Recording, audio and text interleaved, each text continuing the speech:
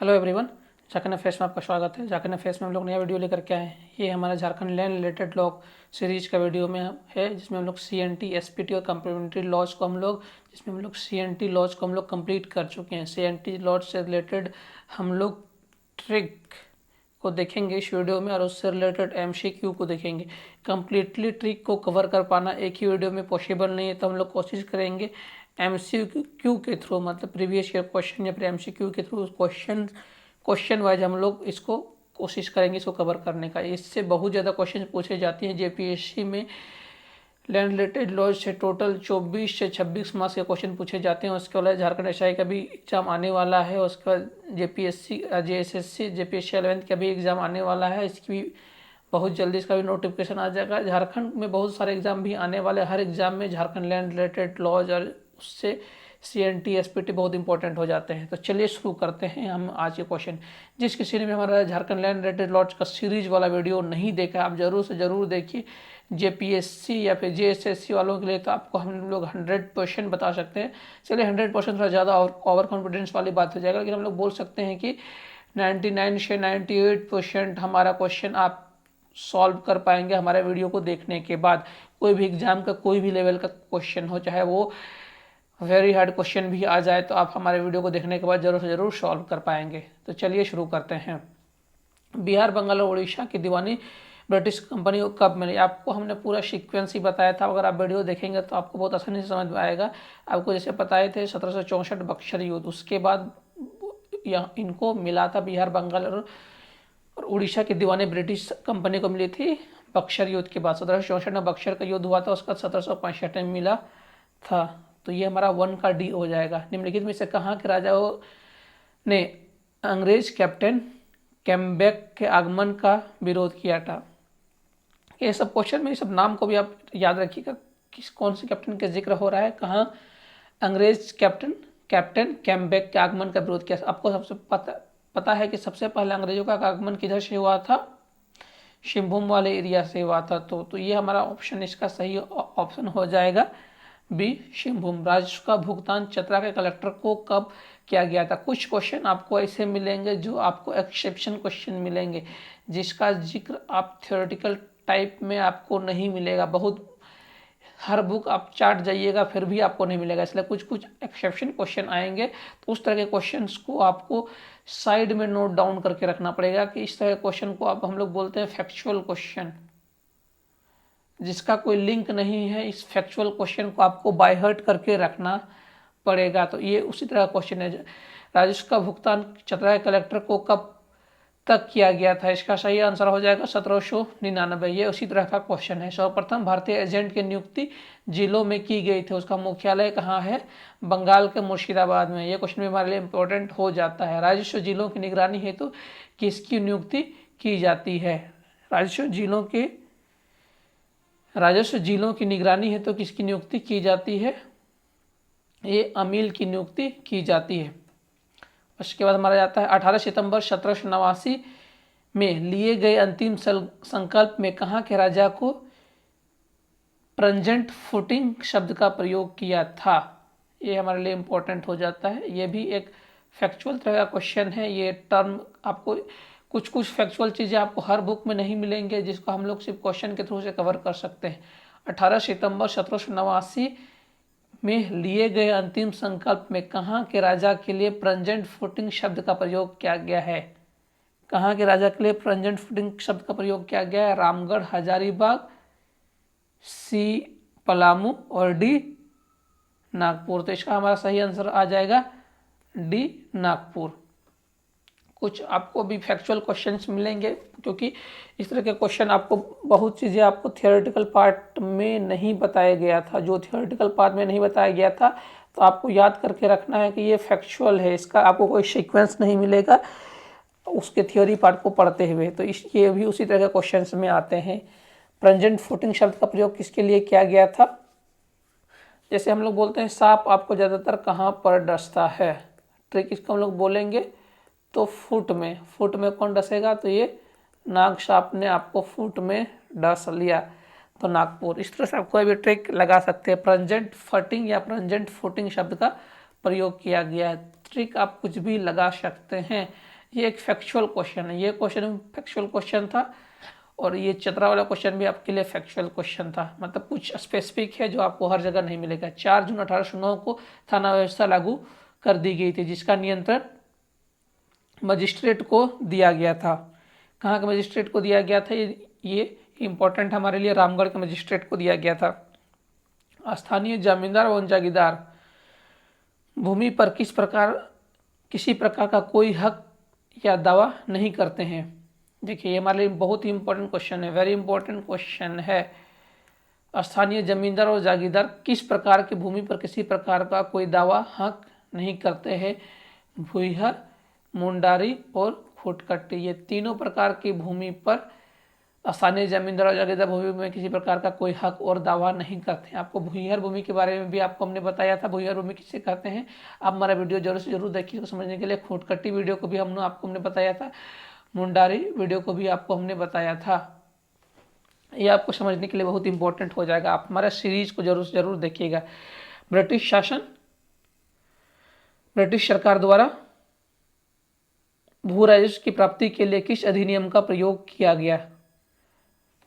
शुरुआती दौर में ब्रिटिश सरकार के द्वारा भू राजस्व की प्राप्ति के लिए जैसे CNT एक्ट, एक्सपेक्टी एक्ट, ये तो बाद में आए ना, उससे पहले जो भू राजस्व की प्राप्ति कैसे की जाती थी ब्रिटिश शासन के द्वारा, ये हमारे लिए ये रेगुलेटिंग एक्ट 1793 1792 नहीं, 1773 भी नहीं, ये भी नहीं, ये मोर एक्यूरेट ऑप्शन हमारे लिए हो जाएगा 1793। निम्नलिखित में से किसके नेतृत्व में 1862 में भूईहर सर्वे किया गया था। आपको हमने बताया था कि एक 1868 में भी सर्वे हुआ है, एक 1862 में भी सर्वे हुआ है।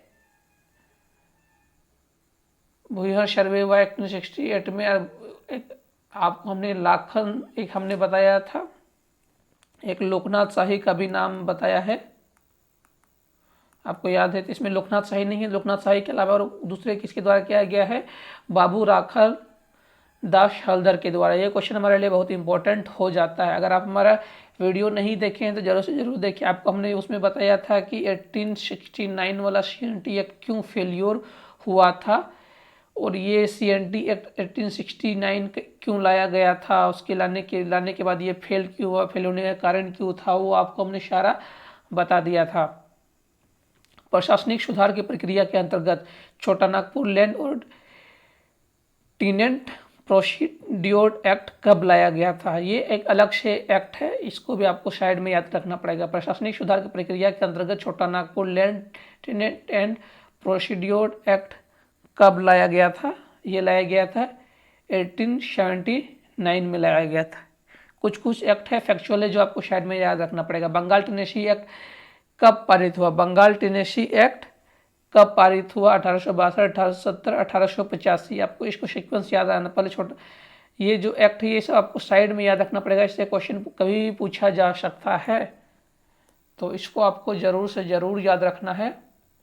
बंगाल टेनेसी एक्ट हो गया, इसे छोटा नागपुर लैंड एंड टेनेसी, कहीं कहीं पर प्रेसिडेंसी एक्ट लिखा रहता है, कहीं प्रोसीड्योर एक्ट लिखा रहता है, दोनों नाम आप याद रखिएगा। तो 1879 पहले आता है, उसके बाद बंगाल 1870, जो एक अलग से ये सब एक्ट आता है, इसको अलग से आप इसका लिस्ट बना लीजिए, इसको याद रखिएगा। 1879 उसके बाद 1885 यहाँ पर है बंगाल टेनेसी एक्ट, और यहाँ पर छोटा नागपुर लैंड और टेनेंट प्रोसीड्योर एक्ट। 1902 में पहला सर्वे कहाँ प्रारंभ किया गया था। 1902 में पहला सर्वे कहाँ प्रारंभ किया गया था, आपको सबसे पहले पता है, ये भी आपको हमने पहले बता दिया था, छोटा नागपुर में प्रारंभ किया था। छोटा नागपुर काश्तकारी अधिनियम कब लागू किया गया था, ये तो आपको हमने बहुत बता ही दिया था। 11 नवंबर 1908 को CNT एक्ट 1908 कब लागू किया गया था, 11 नवंबर 1908 को लागू किया गया है। इसमें से आपको हम लोग ये हमारा ये फर्स्ट सीरीज चल रहा है, इसके बाद हम लोग इसका और एक सीरीज लाएंगे, इसमें हम लोग हर क्वेश्चन जो छूट भी जाएगा उसको हम लोग कवर करेंगे। इसमें से हमारा एक भी क्वेश्चन नहीं छूटेगा, एडवांस लेवल के भी क्वेश्चन, इसमें भी एडवांस लेवल के कुछ क्वेश्चन हैं, उसके अलावा जो भी क्वेश्चन छूट रहा है उसको हम लोग फिर से दूसरे सीरीज या दूसरे ये से हम लोग कवर करके लेकर के आएंगे। 15 छोटा नागपुर काश्तकारी अधिनियम का ब्लूप्रिंट किसने तैयार किया था? इसको बच्चा को पता होना चाहिए। अच्छा, जॉन हॉफमैन ने तैयार किया है छोटा नागपुर काश्तकारी। जो जिसको भी दिक्कत हो रहा है आप हमारा ज़रूर से ज़रूर सीरीज देखिए। सीरीज में आपको हमने पूरा एक सीक्वेंस बताया हुआ है कैसे CNT एक्ट का ये आया है। पूरा हमने पूरा धारा ही बता दिया, इंपॉर्टेंट धारा ही बता दिया है। छोटा नागपुर काश्तकारी अधिनियम में 19 अध्याय हैं, ये आपको हमने बता दिया था, और 271 धाराएं हैं और उसमें 2 शेड्यूल हैं, शेड्यूल A और B। ये हमारा हो जाएगा C। अध्याय 1 के तहत अधिनियम का विस्तार झारखंड में कहाँ कहाँ किया गया है? CNT से आपको पता चल रहा है छोटा नागपुर में, तो उत्तरी और दक्षिणी छोटा नागपुर में। इसका ऑप्शन हो जाएगा D। देखिए आप बहुत आसानी से ट्रिक मार सकते हैं। कुछ क्वेश्चन बहुत फैक्चुअल हैं, कुछ ट्रिक है, और आसानी से आप इसमें अपना बेसिक सेंस भी लगा सकते हैं। छोटा नागपुर काश्तकारी अधिनियम 1908 के तहत अध्याय 1 में निम्नलिखित में से किसे परिभाषित नहीं किया गया है? देखिए भूस्वामी को भी परिभाषित किया गया है, भुक्त बंधक को भी परिभाषित किया गया है, कोरकर को भी परिभाषित किया गया, महाजन को परिभाषित नहीं किया गया है।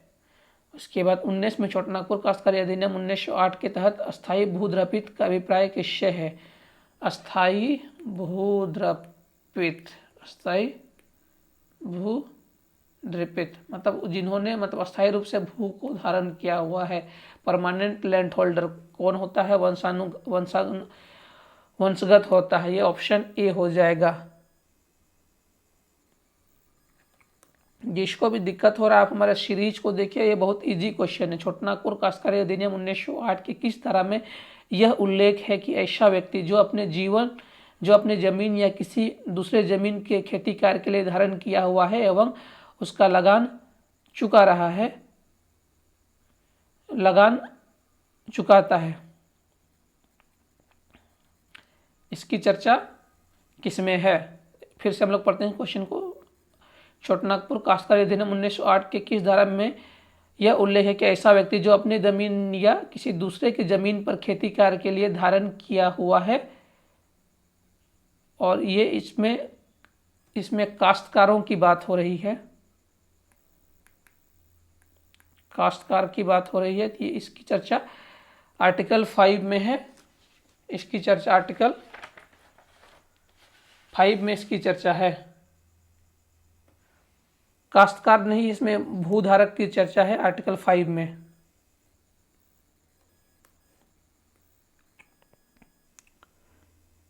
इसमें भूधारक की चर्चा है। छोटा आपको हमने ऐसे व्यक्ति जिन्होंने खुद की भी जमीन ली हुई हो, ऑप्शन को फिर से पढ़िएगा, किसी भी धारा में यह उल्लेख हो ऐसा व्यक्ति जो अपनी जमीन या दूसरे की जमीन पर खेती के लिए भूमि धारण किया हुआ है, मतलब भूधारक की बात हो रही है। इसमें भूधारक की चर्चा आर्टिकल 5 में है। ये अध्याय 2 का बात हो रहा है। छोटा नागपुर काश्तकारी अधिनियम 1908 में धारा 8 में किसका उल्लेख है? धारा 8 में किसका उल्लेख है? धारा 8 में देखिए हम लोग इसमें थोड़ा सा हम लोग ट्रिक लगा सकते हैं। धारा 8 में एक्चुअली मुंडारी और खूंटकट्टी का उल्लेख है, मतलब रैयत काश्तकार के प्रकार जितने भी है ना, काश्तकार के प्रकार है, उसमें काश्तकार के प्रकार में ये मुंडारी भी आते हैं और खूंटकट्टी भी आते हैं। मुंडा खूंटकट्टी के आते हैं, मुंडा और खूंटकट्टी। तो इसकी चर्चा अगर हम लोग खूंट को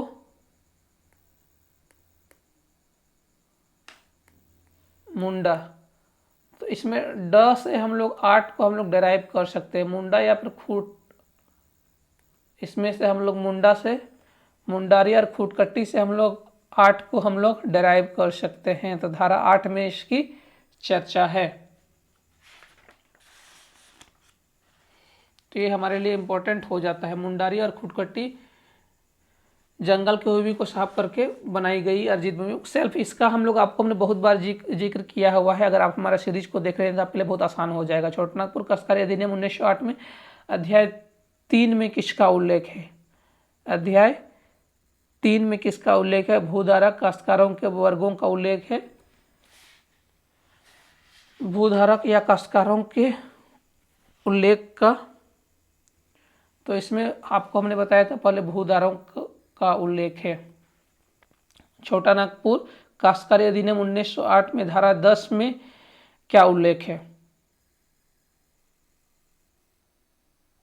धारा 10 में किसका उल्लेख है? इसमें किसी भी भूयिहार जमीन पर लगान, देखो 10 में हम लोग बोल सकते हैं कि देखिए 10 से समझो कि मतलब बस कर दो, मतलब 10 में ऐसा चीज़ कहा गया है जिसमें कहा गया है कि अब बस अब इसको आगे नहीं बढ़ाना, अब इसको इस तरह से ट्रिक से हम लोग बात कर सकते हैं। इसमें भूयिहार जमीन में लगान वृद्धि नहीं होगी, इसकी चर्चा है। 10 में किसकी चर्चा है? भूयिहार जमीन में लगान की वृद्धि नहीं होगी, इसकी चर्चा है। इसमें भी वैसे भूयिहार जमीन जिसका नाम 1869 के सर्वे में है। आपको हमने बताया था कि एक राखल दास के द्वारा भी एक सर्वे किया गया था भूयिहार जमीन का, एक लोकनाथ शाही के द्वारा भी सर्वे किया गया था, एक राखल दास के द्वारा भी सर्वे किया गया था, एक लोकनाथ शाही और एक आयुक्त के द्वारा, सह आयुक्त के द्वारा भी एक सर्वे किया गया था, सह आयुक्त को मिलाकर के एक सर्वे किया गया था।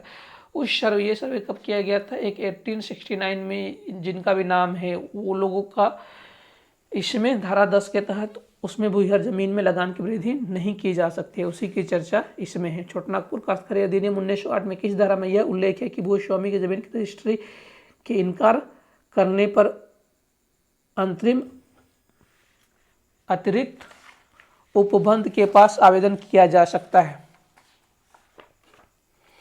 देखिए इसमें हम लोग थोड़ा सा कंप्लीट ट्रिक में हम लोग फिर से जाते हैं, थोड़ा सा हम लोग इसको ये सब क्वेश्चन को पहले हम लोग ये करने से पहले थोड़ा सा हम लोग आगे क्वेश्चन को ये करने से पहले थोड़ा सा हम लोग देख ले रहे हैं, थोड़ा सा हम लोग देख लेते हैं। 10, 11, 12, 13, 14 और 15। 10 में हो गया कि बस अब हम लोग टैक्स को नहीं बढ़ा सकते। कौन सी ज़मीन में? भूयिहार ज़मीन में और टैक्स को नहीं बढ़ा सकते हैं जिसका पहले से ही सर्वे में इसका नाम, मतलब जिसका लिस्ट, जिसकी भूमि 1869 के भूयिहार सर्वे में हो, उस पर हम लोग उसकी ज़मीन को हम लोग नहीं बढ़ा सकते। 11 में किसकी चर्चा है? 11 में रजिस्ट्रेशन की चर्चा है, मतलब भूमि के भूद्रपित के रजिस्ट्रेशन के प्रोसेस की चर्चा है। और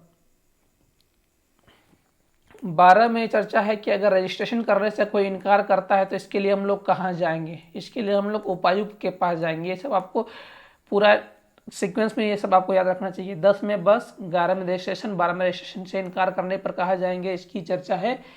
उसके बाद 13 में उपायुक्त के पास चले गए। उसके बाद 13 में विभाजन और लगान की चर्चा है। शॉर्ट में आपको हम बता दे रहे हैं, शॉर्ट में विभाजन और लगान की चर्चा है। 14 में एक्सेप्शन वाली जमीन है जिसको पुनः अधिग्रहित नहीं की जा सकती, मतलब वापस नहीं ली जा सकती है, पुनः अधिग्रहित नहीं की जा सकती है, अधिग्रहित नहीं की जा सकती या फिर वापस नहीं लिया जा सकता जिसको, उसकी चर्चा है। और जिसमें 15 में वैसी जमीन की चर्चा है जिसका पुनः अधिग्रहित की जा सकती है, पुनः अधिग्रहित की जा सकती है। तो इसको आपको सीक्वेंस में याद रखना पड़ेगा 10 से 15 तक। 10 में बस, 11 में रजिस्ट्रेशन, 11 में रजिस्ट्रेशन नहीं करने पर कहाँ जाएंगे, उसके बाद रजिस्ट्रेशन करने के बाद फिर विभाजन और लगान की चर्चा है, कैसे विभाजन करना है और उसमें लगान के प्रोसेस की चर्चा है। 11 में पूरे विभाजन और रजिस्ट्रेशन प्रोसेस की चर्चा है। 13 में विभाजन और लगान के प्रोसेस की चर्चा है। 14 में एक्सेप्शन में कहाँ कहाँ पर भूमि को वापस नहीं लिया जा सकता है, कौन कौन से, मान लीजिए पहले से कोई परमानेंट स्ट्रक्चर है, या फिर पहले से ही हमारे पास कोई ऐसा कोई चीज़ है, जैसे हम लोग बोलते हैं कि उसमें कुछ ऑप्शंस दिए गए हैं, हम लोग इसको बोलेंगे, जैसे एक्सेप्शन में क्या क्या इसमें हमारा आ जाएगा, इसको हमने वीडियो में ऐसे बताया, अब हम लोग शॉर्ट में बोल दे सकते हैं कि वैसे भूमि को वापस नहीं ली जा सकती जिसमें पहले से ही, मतलब कोई पूजा स्थल का है, मान लीजिए मंदिर है, कब्रिस्तान है, और मतलब पब्लिक यूज वाले हैं, मतलब पब्लिक यूज वाली चीज़ें हैं या फिर खादान है, मतलब गवर्नमेंट अपने यूज के लिए इस तरह की चीज़ों को वापस नहीं ले सकते, इसमें कुछ एक्सेप्शन है, उसी एक्सेप्शन की जाता है। ये सब क्वेश्चन हमारे कंप्लीट इसमें कवर हो जाएंगे। छोटानागपुर काश्तकारी अधिनियम 1908 के किस धारा के तहत यह उल्लेख भूस्वामी रजिस्ट्री से इनकार करने पर, आपको मैंने बताया 10 में बस, 11 में रजिस्ट्री, 12 में इसकी चर्चा है। चलिए किस धारा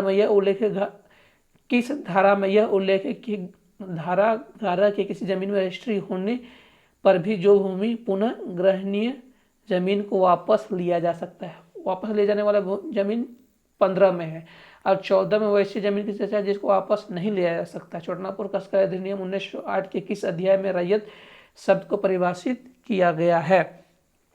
रैयत शब्द को किस में परिभाषित किया गया है? इसको आर्टिकल बोल रहे हैं, अध्याय पूछा जा रहा है। अध्याय 3 में रैयत शब्द को परिभाषित किया गया। छोटानागपुर काश्तकारी अधिनियम 1908 के तहत किसी रैयत का अधिभोग का अधिकार हो तो उस भूमि को कितने वर्षों तक ना खेती की हो तो धारित कर सकती है। एक अधिभोग अधिकार में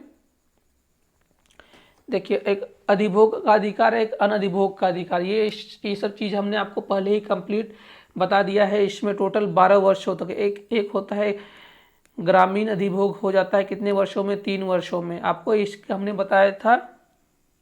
ये सब कॉन्सेप्ट के लिए आप हमारा पूरा वीडियो देखिए। बंदोबस्त रैयत को परिभाषित किया गया है। बंदोबस्त रैयत को परिभाषित किया गया है आर्टिकल 17 में। बंदोबस्त कर दिया गया आर्टिकल 17 में। देखिए, हम लोग बोलते हैं पास होने के लिए कितना मार्क्स चाहिए, बंदोबस्त कर देंगे इसका हम लोग 33 मार्क्स में, तो इसका हाफ कितना होता है? 17 मार्क्स। तो हम लोग बंदोबस्त कर देंगे इसका 17 मार्क्स में, ठीक ना? 17 या 34, आधा में हम लोग इसका बंदोबस्त करेंगे। 17 34, 2 17 मिला करके बंदोबस्त कर देंगे, ठीक ना? आप ट्रिक कुछ भी लगा सकते हैं। बंदोबस्त रैयत को किसमें परिभाषित किया गया? 17 में। संथाल परगना भूधारक अनुपूरक उपबंध अधिनियम कब पारित किया गया? इसको आप अलग से लिखिएगा। 29 को, ये 1950 में पारित किया गया कुछ अधिनियम। धारा 24 से 36 में किसका उल्लेख है? धारा 24 से 36 में किसका उल्लेख है? लगान वृद्धि के बारे में है, जोत का बंटवारा के बारे में है, लगान वृद्धि या कमी के कारण के बारे में। इस सभी की चर्चा 24 से 36 में है। और आर्टिकल 31 छोटानागपुर काश्तकारी अधिनियम 1908 के अध्याय 5 में किसका उल्लेख है? अध्याय 5 में खूंटकट्टी अधिकार प्राप्त रैयत का उल्लेख है। देखिए, खूंटकट्टी को अगर हम लोग देखिएगा तो थोड़ा सा भी आप देखिएगा, खूंटकट्टी को देखिएगा, खूंट से ही आप ट को उल्टा लिखिएगा तो ये 5 हो जाता है। ट्रिक आप कुछ भी लगा दीजिए। अध्याय 5 में खूंटकट्टी अधिकार प्राप्त रैयत की चर्चा है, तो ये हमारे लिए बहुत ही इंपॉर्टेंट हो जाता है। ये तो पूरा आप याद रखिए। उसके बाद अधिभोगी रैयत का आप देखिए, 34 का आधा पास होने के लिए, 33 का आधा, 17 दूनी 34, 33 34, आप उस तरह से याद रखिए। और हमारा ये अध्याय 5 में किसकी चर्चा है? तो वीडियो हमारा लंबा रहा है, इस वीडियो में इतना ही। वीडियो में हम लोग फिर से आएगा, क्वेश्चन को लाएंगे। आपकी कोई भी क्वेरी हो कमेंट सेक्शन में दे सकते हैं। और इस वीडियो को देखने के लिए आपका बहुत बहुत धन्यवाद।